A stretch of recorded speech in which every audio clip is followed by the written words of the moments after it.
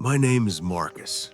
Was 25 years old, making $50,000 a month selling drugs in downtown Chicago. I had everything money could buy. Expensive cars, designer clothes, a penthouse apartment. But every night when I counted my cash, I felt completely empty inside. I threw parties every weekend. Beautiful women, expensive champagne, fake friends everywhere. Everyone wanted to be around me because of my money.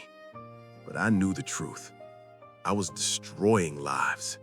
Every pill I sold, every bag of powder was ruining families. And I didn't care.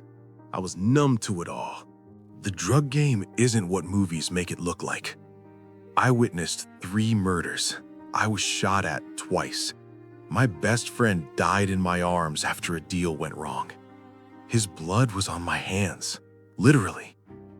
That night, I went home and stared at myself in the mirror. I didn't recognize the monster looking back at me. October 14th, 2019. The police raided my apartment. I barely escaped. I ran through the streets with nothing but the clothes on my back.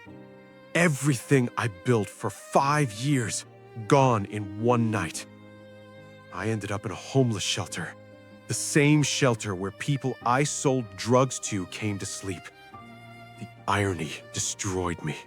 At the shelter, an old woman approached me. She reminded me of my grandmother who raised me, who died praying I would change. This woman asked, "Are you Marcus? Your grandmother asked me to pray for you before she passed." She handed me a small, worn Bible. "She wanted you to have this. She marked one page for you." That night, I couldn't sleep. I opened the Bible to the marked page, Romans 5:8. But God demonstrates His own love for us in this: while we were still sinners, Christ died for us. I read it again and again. While we were still sinners.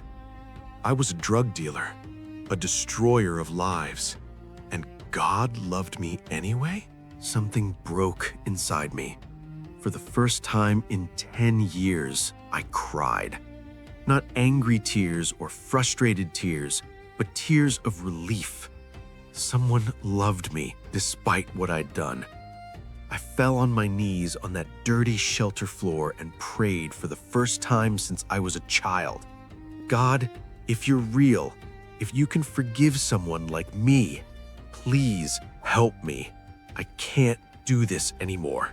The next Sunday, I walked into a church. I sat in the back wearing the only clothes I had.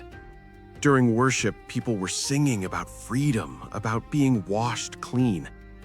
I thought there's no way God can wash away what I've done.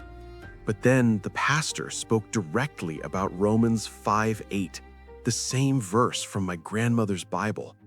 I knew it wasn't a coincidence. I gave my life to Christ that day. The next months were the hardest of my life. Withdrawal from the lifestyle, facing charges, testifying against people I once called friends. But through it all, I felt a peace I never had, even with all my money. I joined a recovery program at the church. I started volunteering at the same shelter that took me in. Today, I'm 29 years old. I work at a youth center, helping kids avoid the path I took. I speak at schools about the truth of drug dealing. I'm engaged to a beautiful woman I met at church who loves Jesus more than anything. I have peace. I have purpose. I have hope.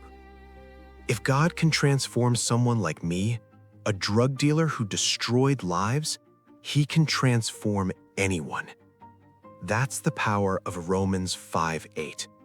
While we were still sinners, Christ died for us.